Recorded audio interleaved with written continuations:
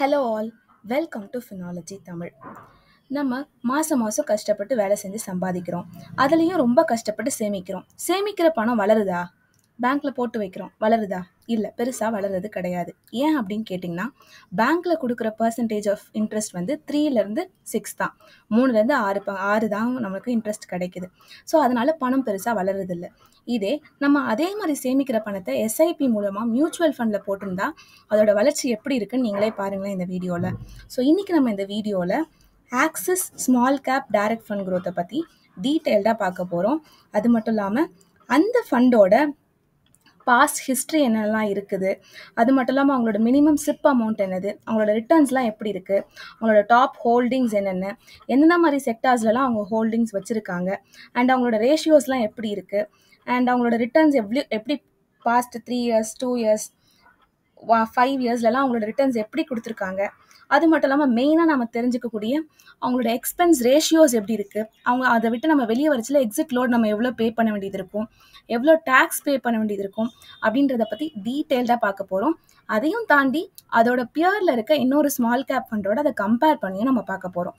So வீடியோவை skip பண்ணாமல் பாருங்கள், மறக்காமல் சேனலையும் சப்ஸ்கிரைப் பண்ணிவிடுங்க. வாங்க வீடியோக்குள்ளே போகலாம்.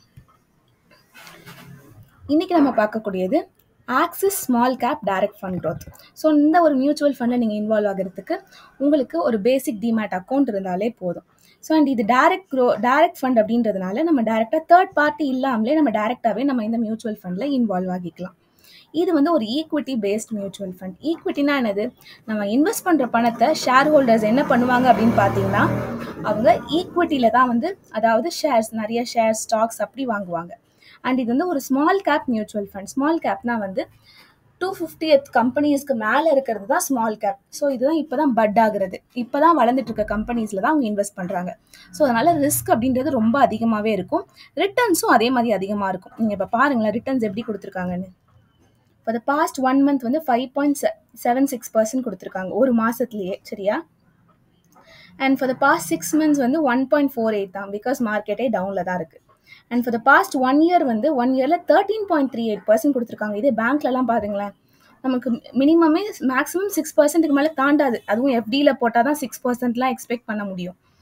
And for the past 3 years பார்த்தீங்கன்னா வந்து 23.73%, 5 yearsல 33.70%, அண்ட் ஓவரால் அவங்க எப்படி ரிட்டர்ன்ஸ் கொடுத்துருக்காங்கன்னா 24.02%. அதுவும் ஆனுவலைஸ்டு ரிட்டர்ன்னா வருஷம் இந்த ரிட்டர்ன்ஸ் அவங்க கொடுக்குறாங்க. ஸோ நான் ஆவரேஜாக அந்த 3 years ரிட்டர்னே நான் எடுத்துக்கிறேனே, 23.73% எடுத்திருக்கோம். ஸோ இது நம்ம 2 விதமாக நம்ம இன்வெஸ்ட் பண்ணலாம். எஸ்ஐபின்னா என்னது? மாதம் ஒரு சிஸ்டமேட்டிக்காக இன்வெஸ்ட் பண்ணுற பிளான் தான் எஸ்ஐபின்னு சொல்லுவோம். ஸோ இதில் மாதம் 10,000 அதே 23.73%, 10 வருஷத்துக்கு நம்ம இன்வெஸ்ட் பண்ணுறோம்னு வச்சுக்கோங்களேன். அப்போது 10 வருஷத்தில் நான் 12 லட்சம் நான் இன்வெஸ்ட் பண்ணியிருப்பேன். அப்போது இந்த ரிட்டர்ன்ஸ், இந்த இன்ட்ரெஸ்ட் படி என்னோட ரிட்டர்ன்ஸ் வந்து மொத்தம் 30 லட்சம் வரும், 30 லட்சத்துக்கிட்ட வரும். அது டோட்டலாக எனக்கு 12 lakhsையும் 30 lakhsையும் சேர்த்து 42 lakhs எனக்கு வந்து டோட்டல் வேல்யூவாக கிடைக்கும். இது வந்து ஒரு ஃபிக்ஸட் அமௌண்ட்டை நீங்கள் மாதம் போடுறீங்க. இதுதான் வந்து எஸ்ஐபி.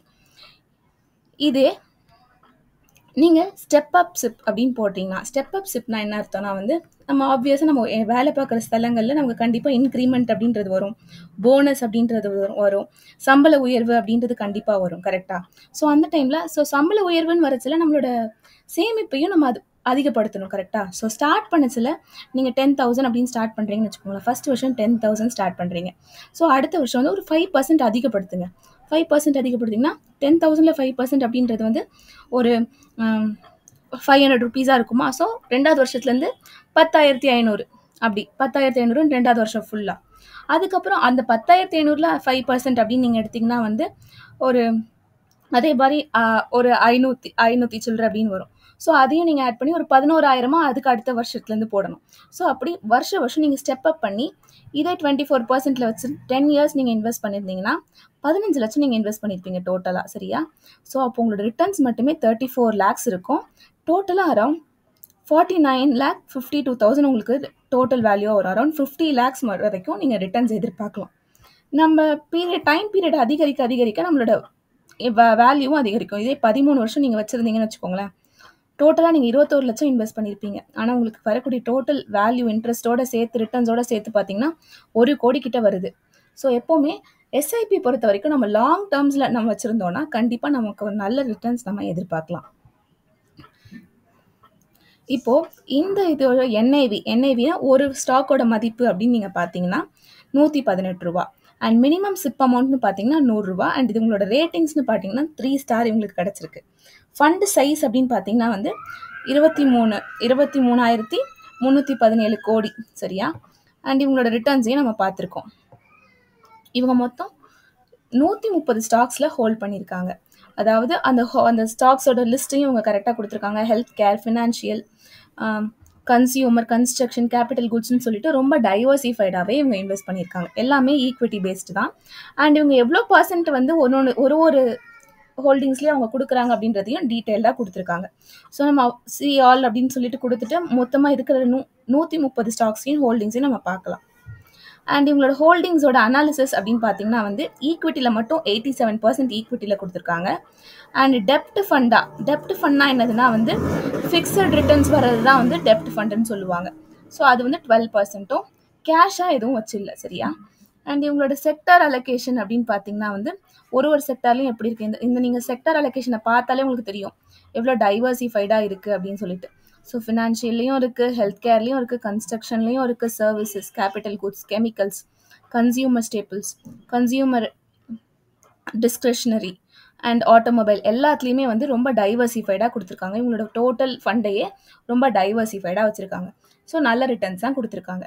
அண்ட் இவங்களோட ரேஷியோஸ் அப்படின்னு பார்த்தீங்கன்னா வந்து டாப் 5ல் 14% அண்ட் டாப் 20ல் 36%. பிஇ ரேஷியோ வந்து அதிகமாக இருக்குது, 31.68%.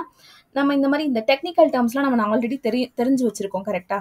So according to technical terms BE ratio வந்து அரௌண்ட் 20லேருந்து இருந்ததுன்னா நல்ல ஒரு மியூச்சுவல் ஃபண்ட் அப்படின்னு நம்ம அனலைஸ் பண்ணியிருக்கோம்.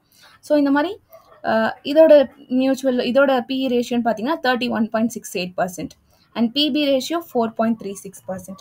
அண்ட் மற்றபடி அதை தவிர்த்து ஒரு 4 ரேஷியோ இருக்குது. Alpha ratio, beta ratio, Sharpe ratio, Sortino ரேஷியோன்னு சொல்லிட்டு எல்லாமே கொடுத்துருக்காங்க. இந்த ரேஷியோஸ் பற்றிலாம் உங்களுக்கு என்ன டீட்டெயிலாக தெரியணும்னா மறக்காமல் சேனல் இருக்க பிளேலிஸ்ட்டை செக் பண்ணிக்கோங்க. ஒரு டெக்னிக்கல் டேர்ம்ஸையும் டீட்டெயில்டாக எக்ஸ்பிளைன் பண்ணியிருக்கோம். அண்ட் இந்த டேர்மில் இவ்வளோ இருக்கணும், இந்த ஆல்ஃபா ரேஷியோனா ஒரு நல்ல ஸ்டாக்குக்கு இவ்வளோலேருந்து இவ்வளோ வரைக்கும் இருக்கணும் அப்படின்ற ரேஞ்சையும் கிளியராக கொடுத்துருக்கோம். ஸோ மறக்காமல் செக் பண்ணிக்கோங்க. அண்ட் உங்களோட மினிமம் இன்வெஸ்ட்மெண்ட் அப்படின்னு பார்த்தீங்கன்னா 100. ஃபர்ஸ்ட் இன்வெஸ்ட்மெண்ட்டே 100லேயே ஸ்டார்ட் பண்ணலாம், மினிமமும் 100 தான். ஸோ அது வந்து ஒரு நல்லது. ஸோ எல்லாருமே இதில் இன்வால்வ் ஆகலாம். அண்ட் இவங்களோட ஆனுவலைஸ்டு ரிட்டர்ன்ஸ்லாம் கொடுத்துருக்காங்க. அண்ட் இவங்களோட ரேங்க்கும் கொடுத்துருக்காங்க. 1 இயர்லேயே உங்கள் ரேங்க் 5ஆக இருந்திருக்கு, 3 இயரில் 19ஆக இருக்குது, 5 இயரில் 19ஆகவும் இருந்திருக்கு. அண்ட் இவங்களோட ரிட்டர்ன்ஸ் அப்படின்னு பார்த்தீங்கன்னா வந்து ஃபார் த பாஸ்ட் 1 இயர் 13%, 3 வருஷத்தில் 23%, 5 வருஷத்தில் 33% சொல்லிட்டு நல்ல ஒரு ரிட்டர்ன்ஸே கொடுத்துருக்காங்க. இது வந்து அவங்களோட பியர் கம்பேரிசன் சரியா. Expense ratio the most important part. So expense ரேஷியோனா என்னது? ஸோ ஒரு ஃபண்ட் மேனேஜர்ஸ் வந்து நம்ம கொடுக்குற பணத்தெல்லாம் ஃபண்ட் மேனேஜர்ஸ் தான் வந்து ஹேண்டில் பண்ணுவாங்க. ஸோ அவங்களுக்கு ஒரு ஃபீஸ் மாதிரி பே பண்ணுறது தான் வந்து இந்த எக்ஸ்பென்ஸ் ரேஷியோ. ஸோ அது வந்து 0.56% சரியா. அண்ட் இவங்களோட எக்ஸிட் லோடு, அதாவது நீங்கள் வந்து ஒரு வருஷத்துக்குள்ளே நீங்கள் எக்ஸிட் ஆனீங்கன்னா 1% நீங்கள் வந்து அவங்களுக்கு எக்ஸிட் லோடாக கொடுக்கணும் நீங்கள் இன்வெஸ்ட் பண்ண பணத்துலேருந்து. ஸோ அதுக்கு மேலே நீங்கள் இது பண்ணிங்கன்னா 10% கொடுக்கணும் சரியா. அண்ட் இவங்களோட ஸ்டாம்ப் டியூட்டின்னு பார்த்தீங்கன்னா 0.005%. டேக்ஸ் இம்ப்ளிகேஷன் ஆஸ் யூஷுவல், நீங்கள் வந்து ஒரு வருஷத்துக்கு முன்னாடி எடுத்திங்கன்னா 20% கொடுத்துடணும். ஒரு வருஷத்தை தாண்டி நீங்கள் எடுத்திங்கன்னா 1.25 lakh வரைக்கும் நீங்கள் டேக்ஸே பே பண்ணாமல் எடுக்கலாம். அதுக்கு மேலே வரக்கூடிய மணிக்கு 12.5% நீங்கள் டேக்ஸ் பே பண்ணியிருக்கணும். அண்ட் இதோட ஃபண்ட் மேனேஜர்ஸோட டீட்டெயில்ஸ் கொடுத்துருக்காங்க. அவங்களோட டீட்டெயில்ஸ்னு போனீங்கன்னா அவங்களோட குவாலிஃபிகேஷன் இருக்கும், அவங்களோட எக்ஸ்பீரியன்ஸ் இருக்கும், அவங்க இந்த மாதிரி வேறு என்னென்ன ஃபண்ட்ஸில் அவங்க மேனேஜ் பண்ணுறாங்கன்ற டீட்டெயில்ஸ்லாம் இருக்கும். ஸோ நம்ம அதையும் பார்த்துக்கலாம். எங்களோட ப்ரோஸ் அண்ட் கான்ஸையும் கொடுத்துருப்பாங்க. ஸோ இன்றைக்கி நாம் என்ன பண்ண போகிறோன்னா இந்த ஆக்சிஸ் ஸ்மால் கேப் டைரக்ட் ஃபண்டோட நான் வந்து இன்னொரு ஃபண்டை தான் நான் கம்பேர் பண்ண போகிறேன். அதுவும் ஒரு ஸ்மால் கேப் ஃபண்டு தான், Canara ரொபேக்கோ small cap fund. Okay, so ரெண்டுத்துக்குமே சேம் ரேட்டிங்ஸ் தான் இருக்குது, ரெண்டுமே ஸ்மால் கேப், ரெண்டுமே ஈக்விட்டி தான். ஸோ அதில் தான் நான் இதை எடுத்திருக்கேன். ஸோ பாஸ்ட் 1 இயரில் இவங்களோட ரிட்டர்ன்ஸ் அப்படின்னு பார்த்தீங்கன்னா வந்து ஆக்சிஸ் தான் வந்து அதிகமாக கொடுத்துருக்கு 13.4%. இங்கே ஆனால் 8.2% தான் கொடுத்துருக்கு. அதே பாஸ்ட் 3 இயர்ஸில் பார்த்தீங்கன்னு வச்சுக்கோங்களேன், அப்போயும் வந்து ஆக்சிஸ் தான் 23.7%. இதே வந்து கனராவில் வந்து 21.1% தான். 5 இயர்ஸில் எப்படி கொடுத்துருக்காங்க அப்படின்னு பார்த்தோம்னா 5 இயர்ஸில் கனரா அதிகமாக கொடுத்துருக்காங்க 37.4%, ஆக்சிஸில் 33.7%. அதுவும் எல்லாமே ஆனுவலைஸ்டு ரிட்டர்ன். ரிஸ்க் வந்து ரெண்டுத்துலேயுமே அதிகமாக தான் இருக்குது. அண்ட் மினிமம் சிப் அமௌண்ட்னு பார்த்தீங்கன்னா ஆக்சிஸ் தான் வந்து கொஞ்சம் ஃப்ரெண்ட்லியாக இருக்குது. பிகாஸ் 100 ருபீஸ்லேயே நம்ம எஸ்ஐபி ஸ்டார்ட் பண்ணிடலாம். பட் ஆனால் இங்கே வந்து 1000 மினிமம் 1000 வேணும். ஆனால் எக்ஸ்பென்ஸ் ரேஷியோ அப்படின்னு பார்க்கறதுல இங்கே 0.47 தான், கம்மியாக தான் இருக்குது. ஆனால் இங்கே வந்து அதிகம் 0.56%. அண்ட் என்ஐவி ப்ரைஸ் இங்கே அதிகமாக இருக்குது, இங்கே என்ஐவி ப்ரைஸ் கம்மியாக இருக்குது. அதாவது ஒரு ஸ்டாக்கோட மதிப்பு இங்கே 41 ரூபா தான், அதே இங்கேனா 118 ரூபா. ஃபண்டு ஸ்டார்ட் பண்ணி இவங்க வந்து ரொம்ப ஏர்லியாகவே ஸ்டார்ட் பண்ணியிருக்காங்க. 2013, இவங்க 2019 தான் ஸ்டார்ட் பண்ணியிருக்காங்க.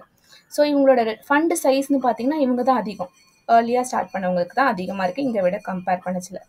அண்ட் இவங்க 1 இயர்க்குள்ளே ரெடீம் பண்ணிட்டாங்கன்னா 1%, சரியா?